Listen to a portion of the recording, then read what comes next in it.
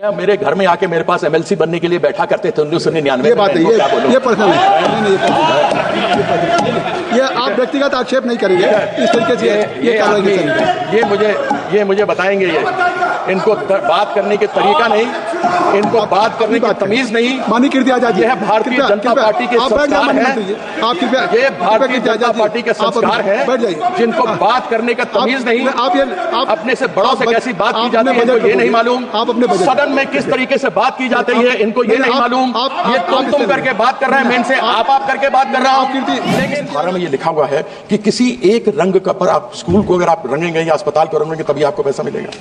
क्या हिंदू धर्म में एक ही रंग है या हिंदू धर्म में अनेकों रंग हैं? हमारे सनातन में अनेकों रंग हैं। यह चाहते हैं कि केवल भगवा में रंग दें, लेकिन भगवा के अनेकों भी रंग हैं। जो महादेव के सिर में चंद्रमा इठलाता है वो सफेद है, सोमवार सफेद है, सफेद रंग है चंद्रमा का। मंगल हनुमान जी का है तो लाल है, बुद्ध प्रकृति है तो हरा है, बृहस्पति देवताओं के गुरु थे इसलिए पीला है, शुक्राचार्य राक्षसों के गुरु थे इसलिए राख है, शनि महाराज हम सब जानते हैं कि वह काले या नीले हैं, और हमारे जो सूर्यदेव हैं वह इंद्रधनुष हैं, सतरंगे हैं। उत्तर में शिव हैं तो सफेद है, दक्षिण में अयप्पन है तो काले हैं, पूर्व में मां काली है तो लाल सिंदूर और लाल टीका है, पश्चिम में गणेश है तो पीला है। फिर केवल भगवा कैसे मेरा हिंदू धर्म का रंग है, मुझे समझ नहीं आता। देश की सच्चाई सच छुपने नहीं देंगे। ममता जी का बहुत धन्यवाद करता हूं कि उन्होंने आज मुझे यह बोलने का अवसर दिया। अभी विप्लव जी बात कर रहे थे वुमेन एम्पावरमेंट की। कितना हुआ इनकी तरफ मुझे मालूम नहीं, हालांकि मुझसे ज्यादा भारतीय जनता पार्टी वालों को और कोई नहीं जानता। जितने बैठे हुए हैं उन सबों से सबसे संभवतः पुराना मैं ही होऊंगा और इनको मैं भली भांति पहचानता हूं। बात महिला की करेंगे लेकिन महिला के लिए कुछ करेंगे नहीं। ये हमारी लीडर हैं जिन्होंने 40% सांसद इस लोकसभा के अंदर यहां पर ममता जी ने भेजा है। हमने सुना था कि 2022 में 5 ट्रिलियन इकोनॉमी बनेगी। 2014 में जब सरकार आई थी तो मैं भी उसी तरफ था और मैंने सुना था जब यह कहा गया था कि न खाऊंगा न खाने दूंगा, तब मैंने 400 करोड़ का भ्रष्टाचार, जिस खेल ने मुझे आन बान शान मान मर्यादा जिस देश के लिए मैं खेला, वहां पर 400 करोड़ का घोटाला हुआ था, मैं लेकर गया था। लेकिन उस घोटाले के ऊपर कोई चर्चा नहीं हुई। मुझे जिस प्रकार से विभीषण को लंका से निकाल दिया गया था, मुझे भी उसी विभीषण की तरह उस लंका से बाहर निकाल दिया गया। मैं एक एक चीज और राज इनके जानता हूं, मैं उस विषय पर अधिक नहीं जाऊंगा। महिलाओं के बारे में क्या इनकी राय है वह भी मैं जानता हूं। 2014 से मुंगेरी लाल के हसीन सपने सामने देखते रहे हैं और उन हसीन सपनों को कब पूरा होता हुआ देखेंगे मालूम नहीं, क्योंकि लक्ष्य ये था कि 2022 में जब अमृत काल होगा, 75 वर्ष हमारे आजादी के पूरे होंगे, तो सबके सर पर छत होगा, नल में जल होगा, नल में जल होगा, गैस होगी, बिजली होगी। लेकिन यह लक्ष्य 2047 पे चला गया। जो 2022 में होना था वो 2047 पे चला गया। इस सदन में कितने जिंदा होंगे नहीं होंगे मालूम नहीं, वो लक्ष्य देख पाएंगे या नहीं देख पाएंगे। यह रूप है, स्वरूप है कि इतना आगे बढ़ा दो कि इंसान पूछने वाला ना रहे। 5 ट्रिलियन इकोनॉमी बढ़ाने की बात है। बात यह भी थी कि 2 करोड़ नौकरियां हर साल लगेंगी, यानी मैं 11वां साल न लेके केवल 10 साल ले लूं तो 20 करोड़ नौकरियां होती, और एक परिवार में 5 व्यक्ति ले लूं तो 100 करोड़ लोगों का इज्जतदार जिंदगी जी सकते थे। वह 20 करोड़ नौकरी करते और उनके साथ 5-5 परिवार में रहते तो 100 करोड़ लोगों को आराम से जीवन पोषण हो सकता था।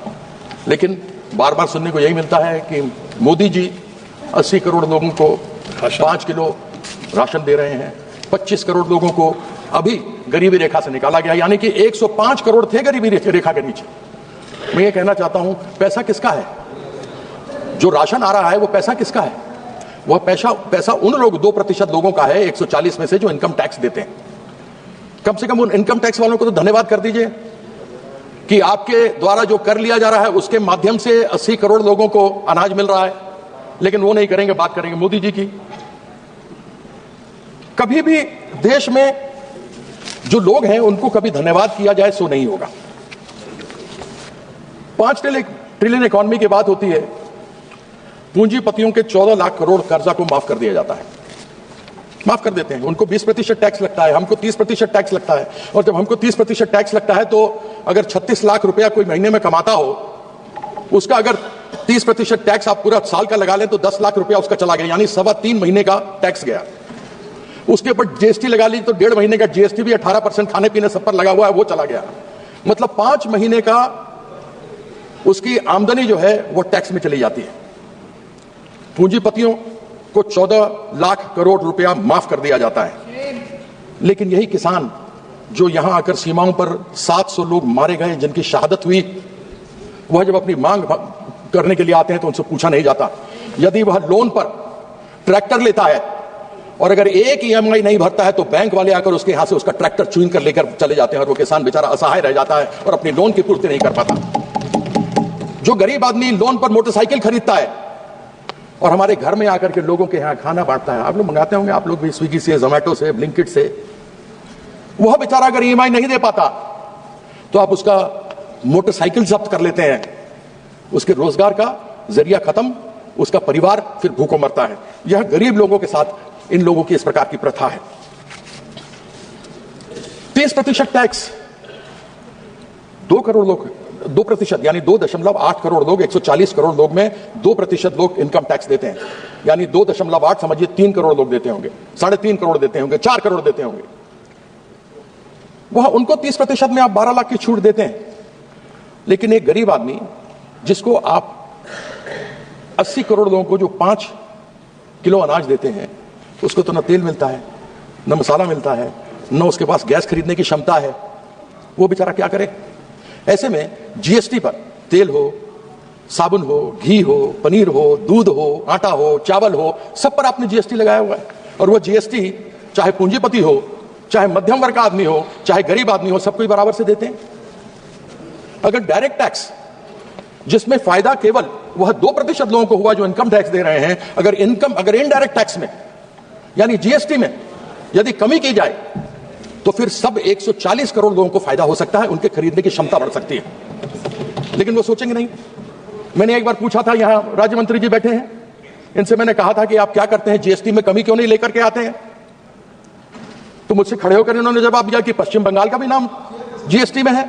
सर मैंने कहा यहां बैठे हुए उनको दिखाया, हुजूर आपके बिना मैं कहीं जा ही नहीं सकता, आपके बिना कहां जाएंगे मालिक। इन्होंने जवाब दिया कि पश्चिम बंगाल भी उसी में है। बिल्कुल मैं मानता हूं कि पश्चिम बंगाल भी उसी में है। टोटल 31 है राज्य, जिनमें से 20 यानी 16 में बीजेपी और 4 और मिला दे तो एनडीए मिलकर के 20 राज्यों के अंदर इनकी सरकार है। 11 राज्य वो गैर भारतीय जनता पार्टी के हैं, टोटल हो गए 31। साथ में इन्होंने प्रावधान जीएसटी में किया हुआ है कि केंद्र सरकार जिस दिन जीएसटी की मीटिंग होगी, जितने सदस्य बैठे होंगे उन सदस्य की 1/3 वोट का पावर सेंट्रल गवर्नमेंट के पास होगा। यानी अगर मान लीजिए 31 का फुल हाउस हो, उसमें से 1/3 इनको हो तो 10 हो गया, 21 और 10 31 हो गया, 11 इधर हैं। तो फिर जब आपके हाथ में इतनी ताकत है, आप जीएसटी काउंसिल की बात करते हैं,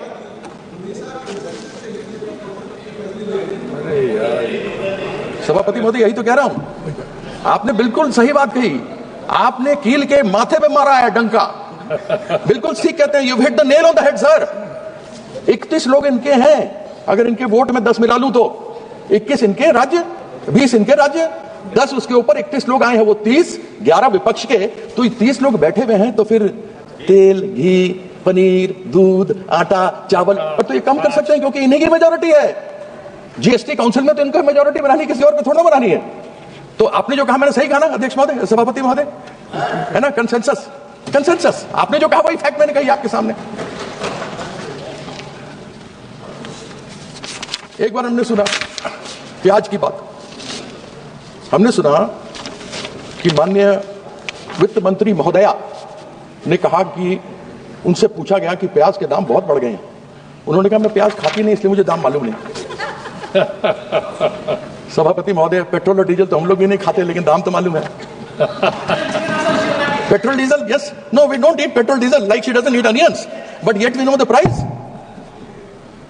प्राइस तो हमको मालूम है साहब कि पेट्रोल डीजल के दाम क्या है। और सेंट्रल गवर्नमेंट ने पेट्रोल डीजल के अंदर पेट्रोल में 19.9 प्रति लीटर का एक्साइज लगाया हुआ है, डीजल में 5.8 रुपए प्रति लीटर का इन्होंने एक्साइज लगाया हुआ। ये बढ़ाया है इन दिनों में। जिस समय स्वर्गीय मनमोहन सिंह जी हमारे प्रधानमंत्री थे, उस समय कच्चे तेल की कीमत $112 प्रति बैरल थी। तब उस समय, दिल्ली की बात करता हूं, 65 रुपए प्रति लीटर पेट्रोल था। जिस समय माननीय नरेंद्र मोदी जी यहां पर प्रधानमंत्री बनकर के आए, उस समय कच्चे तेल के बैरल की कीमत $60 प्रति बैरल थी। और उस समय तब बात चलती थी और हम भी खड़े होकर के चिल्लाते थे, बहुत ही महंगाई की मार, पेट्रोल डीजल की मार, अब की बार टन टन टन सरकार। अब वही बोलना पड़ेगा ना, क्योंकि हुआ कुछ नहीं। हम यही बोलते थे। तब था 60 रुपए प्रति डॉलर बैरल। मनमोहन सिंह जी के समय था $112 प्रति बैरल। तब था 65 रुपए। उसके बाद वो 60 से बढ़कर आज हुआ है 225 में 80 रुपए प्रति बैरल। लेकिन पेट्रोल और डीजल सेंचुरी मार रहा है। बेचारा विराट कोहली और रोहित शर्मा मारने में उसको बहुत मुश्किल हो रही है। और 3 साल से सेंचुरी पर बैठे हैं। क्यों नहीं कम करते एक्साइज? कर दें कम, और नहीं तो ले आए जीएसटी में। और फिर इन्हीं की है मेजॉरिटी। 31 राज्य 10% और मिला लीजिए, 31 के 41 में 31 ही है, 31। अच्छा, तो लोगों को बोलना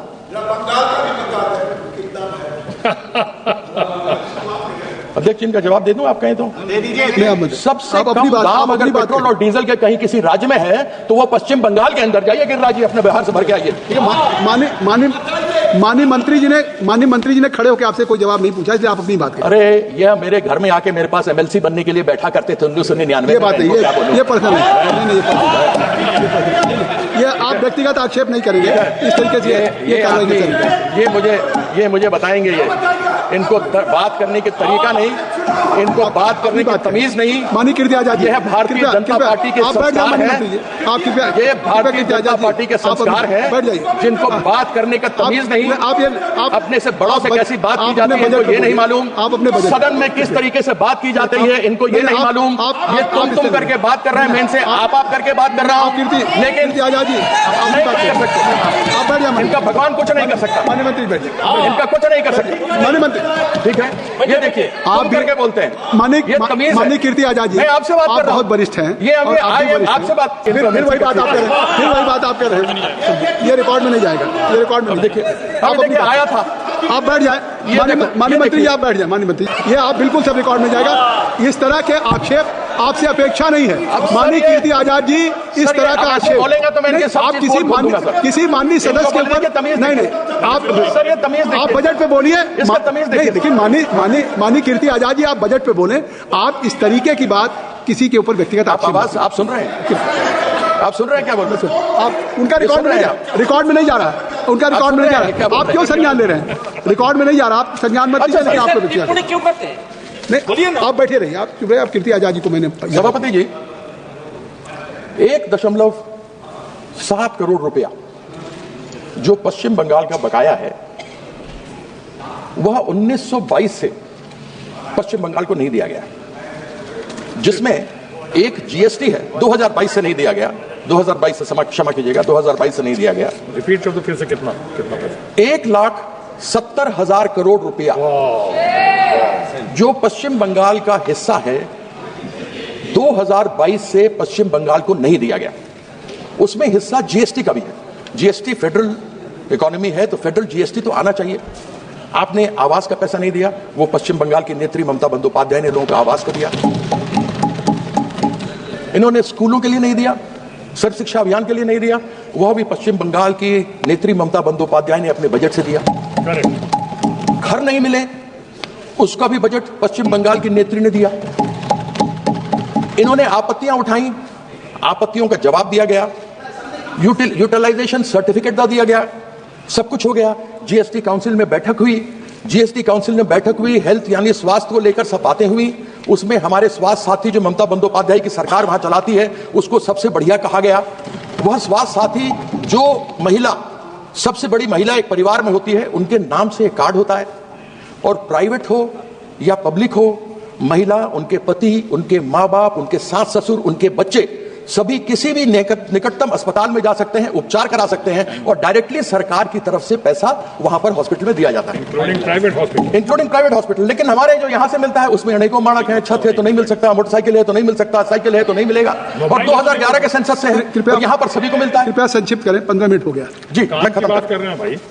अब ये कहते हैं कि साहब इन्होंने मानक तय किया। अब ये मैं जानना चाहता हूं कि संविधान के किस प्रावधान में या किस धारा में ये लिखा हुआ है कि किसी एक रंग का पर आप स्कूल को अगर आप रंगेंगे या अस्पताल को रंगेंगे तभी आपको पैसा मिलेगा? क्या हिंदू धर्म में एक ही रंग है या हिंदू धर्म में अनेकों रंग हैं? हमारे सनातन में अनेकों रंग हैं। यह चाहते हैं कि केवल भगवा में रंग दें, लेकिन भगवा के अनेकों भी रंग हैं। जो महादेव के सिर में चंद्रमा इठलाता है वो सफेद है, सोमवार सफेद है, सफेद रंग है चंद्रमा का। मंगल हनुमान जी का है तो लाल है, बुद्ध प्रकृति है तो हरा है, बृहस्पति देवताओं के गुरु थे इसलिए पीला है, शुक्राचार्य राक्षसों के गुरु थे इसलिए राख है, शनि महाराज हम सब जानते हैं कि वह काले या नीले हैं, और हमारे जो सूर्यदेव हैं वह इंद्रधनुष हैं, सतरंगे हैं, उत्तर में शिव हैं तो सफेद है, दक्षिण में अयप्पन है तो काले हैं, पूर्व में मां काली है तो लाल सिंदूर और लाल टीका है, पश्चिम में गणेश है तो पीला है। फिर केवल भगवा कैसे मेरा हिंदू धर्म का रंग है? मुझे समझ। Very good. क्या चंद्रमा को भगवा करेंगे? ठीक है। क्या हनुमान जी को भगवा करेंगे? क्या मेरी बहन बेटी मां के सिंदूर, लाल सिंदूर को और लाल टीके को भगवा करेंगे? मेरे पश्चिम बंगाल का रंग सफेद और नीला है। नीला शनि महाराज का रंग है। नीले को ये भगवा करना चाहते हैं 2021 में। तो 2021 में तो जब इन्होंने नीला करने के लिए आया था, जब ये अपना ध्वज गाड़ने आए थे तो 2021 में तो शनि महाराज का ढैया लग गया।